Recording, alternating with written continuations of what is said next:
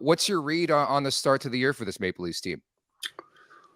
Well, I think the basic issues have not changed as far as they've had too much money tied up in four forwards. They still do. Michael Nylander or Willie Nylander is making it even harder on them to keep that group together. So I think that it hasn't changed. I think they've tried to substitute in. Brad Treliving has tried to substitute in some spare parts that help. I don't think they've gelled yet. I don't think it's a failure, but it's we'll see what happens next. I am curious to see what Brad does next because I have worked under Brad, worked under me. I think he's a terrific GM and a great person. So, but I think they've still got to fix a couple things. Agreed, Berkey. When you're doing negotiations with the guy and you know that's you're going to cross that bridge, do you prefer to do it early and get it done when it's kind of just you guys working together, whether it's another team or not? Or do you like to work, more closer to the deadline when everyone's kind of involved? Well, I guarantee you the issue is money. I guarantee you that Toronto was trying to get this done, and the issue was they couldn't get it right because everyone wanted to sign Willie. He's having a phenomenal year. He had a great year last year. So to me, this is the case. The fact that it hasn't gotten done yet is because they haven't stepped up with the money that Toronto feels that they need. So you know as well as anyone, Jay, you did this for a while too.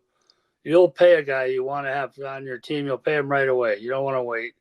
And you certainly don't want to wait and let him have a great start like this guy's had. Mm-hmm. So I think the fact is you say, well, let's say you think he's worth $6. You offer him $5 and they say, no. And so no one signs. But then all of a sudden he's worth $7 and all of a sudden now the gap's bigger. So I think the waiting has probably hurt them here. It's probably cost them some money because of Willie's performance. But I still think they'll get this done. I think Willie Nylander wants to stay there. Then they got to look. I think the only thing that's going to save them from this becoming another year of this same problem with too much money tied up in the cap is that the cap's going to go up. Berkey, the big question for me, and we talked about it off the top of the show, like it always seems to be Toronto, where I don't know if people like trolling the market, but every player deserves to get every penny. Whereas you look at like Florida and Sam Reinhart, the way he's starting. What do you attribute that to? Like, why is it always Toronto where it's like everybody's trying to build up that price? Well, I don't think it is. I think that started at the last regime. I think, when Kyle Dubas was there, I think they wanted everyone to be happy. And I never asked Jay. I never cared if my guys were happy. I just cared if they were paid fairly. I think the key term, and I learned this working for Pat Quinn. Pat Quinn had a saying. He said, I deserve to treat you fairly, not to make you happy. There's a big difference. If you're worth $250, I'm going to pay you $250 and not a penny more. I'm going to offer you $249, let you work for that last dollar in negotiation, but I'm not paying you a penny more than that. And that's fairness is the key objective here, not happiness. And so to me, I think the object there was to make everyone happy. Well, that just means there's less money in a hard cap system. Every dime you spend on one player comes off money and funds that are available to the other players. So it's not an unlimited reserve of money that you can spend on. It's a hard cap, and I think that's the problem. Yeah, it sure makes it difficult, and the Leafs are in a position right now where it's extra difficult with the money they got tied up. Let's say they need to shore up their defense. They need a couple studs back there if they're going to go into the playoffs. Is that possible without breaking up that core four? No. I think so. So in my mind, a player like Mitch Marner doesn't have the gumption to go deep in the playoffs. He's not a guy that's going to go to war with you, and I think he's a high-value target, a very good player. Do you see him as being a guy you could move away with a year left on his deal and shore up that money and get something back for him? I think you're asking someone to pick between four really good players. John Tavares, no one's even talking about John Tavares. He's been a good soldier since he got here. He's a point-of-game guy. He's a good player. He's a good leader. And he's got a full no trade, no move. He ain't going anywhere. Austin Matthews ain't going anywhere. He's the marquee guy in the franchise. Maybe going to end up being one of the greatest players ever on the Leafs, if not the greatest. So then you got Mitch and Willie. And they made the decision they want to keep the four of them together. That may change down the road where they have to come to decide between one or the other. But that'd be a tough decision. Who doesn't like Willie Nylander right now? Who doesn't think he's a really effective player? And who doesn't like Mitch Marner? Mitch Marner's been excellent since he got here. He's a terrific kid. He's a great player. So that's a tough decision. Like I say, I think the biggest thing, if the cap went up $4 million, this would be a much easier problem for them to have. But to get a stud defenseman in, they've already got one in Morgan Riley, but to upgrade their D, I think it's really hard to without moving one of the four. And I don't think it's a simple thing to say, we got to move one of the four. Berkey, I'd love you to put your GM hat on, excuse me, for us. Would there be a walk number for you in negotiations in general with like a Willie Nylander? I know people like to draw comparisons to like Pasternak, but is there a number in mind you have where it's like, I just can't do it? Yeah, it's called the budget. Successful teams do this. It's commonly done by teams that have budgets and care about things like that. And you set the price before the negotiation starts and you don't move. Now, in this case, Willie's probably moved the needle because he's played so well. And maybe your price changes, but not dramatically. And at some point, the value of not signing a player to a stupid contract is the cash that you get back. So now if you've got to trade a player who won't sign for the right amount of money, the value is you get the cap space and the money back. And you're back at the table playing cards again with $10 million in money that you can spend on a different player. So the notion, I learned this years ago. I went to training camp with the Indianapolis Colts. And my mentor was Bill Polian, just a wonderful man, a brilliant guy. And Bill Polian had the starting lineup. I'm looking up like I was looking at a chart. He had a magnetic board. He had the offensive lineman for the Colts up, all entering the last year of their contract, 3 out of 5 out of the interior linemen, all entering their last year. And I said, oh, my God, what are you going to do if you don't sign those 3? And he said, we're going to sign 3 others, you idiot. Like the notion that you've got to have this player or that player, forget that in a hard cap system. You never have to have that player. You've got to use the money elsewhere if you can't sign a guy. So do you prefer a guy like Willie catching fire right when he needs to be signed, or would you rather a guy have, somewhat of a mediocre year, maybe an off year when he's got 5 years of production before that to grab him? Like, I worry that you sign Willie, he's absolutely on fire, you give him the extra money you're talking about, and then he goes back, a couple of steps, and then all of a sudden this contract doesn't look as good as it would appear to be if we signed him right now. That's the risk. And that's the risk. But I think the difference is he's not just on fire now. He was great last year, too. I think he's got a body of work that's sustainable. So I would have said 3 years ago, I would have said, I'm not sure. I wouldn't say that now.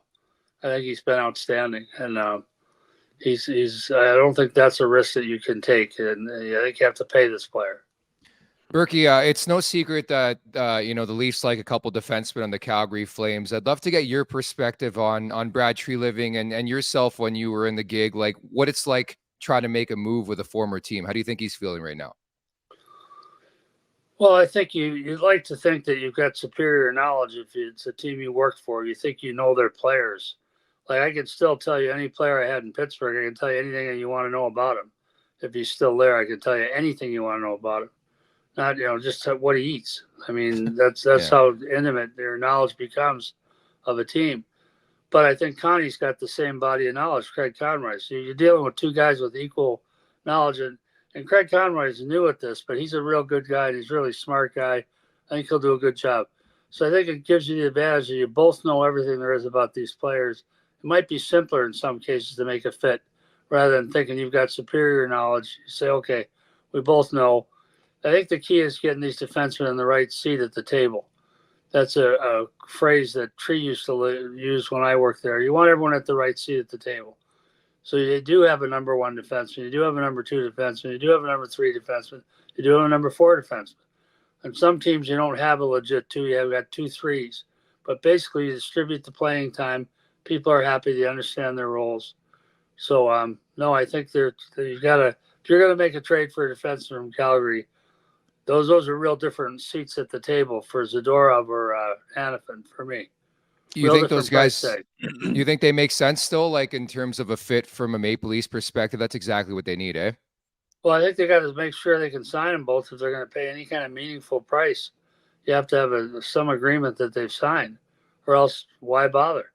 take a later pick and get rid of them if you have to. Let them go for nothing. But if you're intending to make them a key part of your team, you better sign them. Oh, for sure. And you know, the thing I wanted to bring up too, and I brought this up earlier in the week, like I don't know why Calgary would be hard pressed to make this decision right now. Maybe you can bring some perspective to that. Like they're playing much better hockey.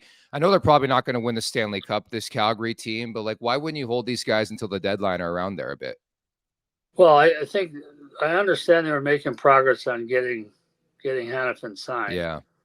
And they thought at one point they were close on that. So at one point they had come fairly far down the road in terms of re-signing Noah Hanifin.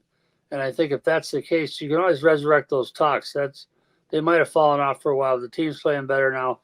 Now all of a sudden you might revisit it and say, hey, let's talk again, Noah. Let's take another look at this. And with Nikita Zadorov, I think they were surprised by he had just played a good game and then very publicly came out and asked for a trade, which is the last thing you want the player to do. You want the best trade request if you're a GM. Not saying that the players are bound by that, but the easiest and best trade request is a quiet one. Because if you're trying to trade a player and everyone knows he's available, you're not going to get full market value. I've used this example on radio and TV before. When I traded Pavel Bure, he refused to play. We didn't get anywhere near full value for him. And I told our owner that.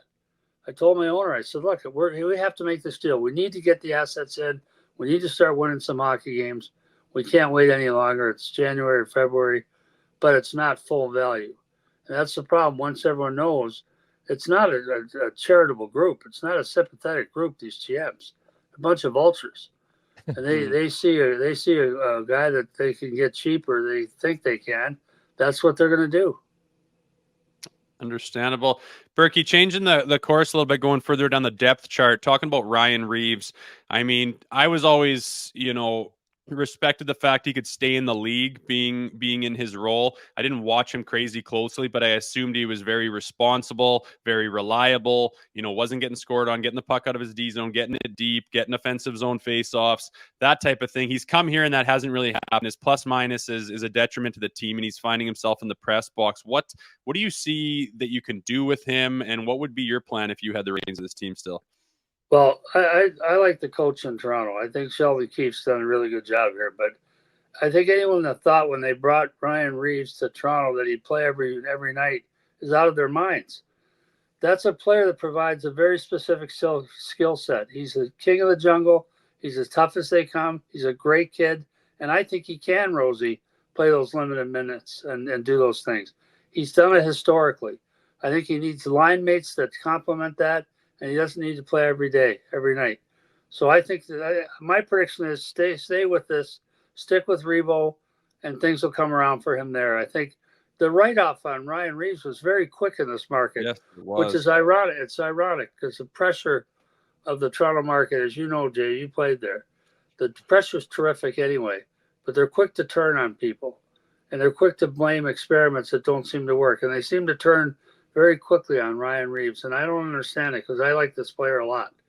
So to me, I'd say wait a few more games and see.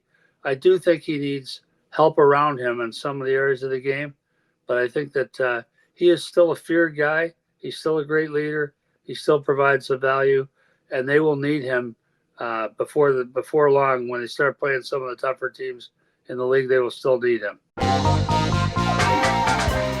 Make sure to check out more of our content right here on the Leafs Nation YouTube page. We got long form interviews, we got clips, we got epic rants by Jay Rosehill. We simply have it all. And don't forget, you can find out much more at theleafsnation.com. Thanks so much for watching.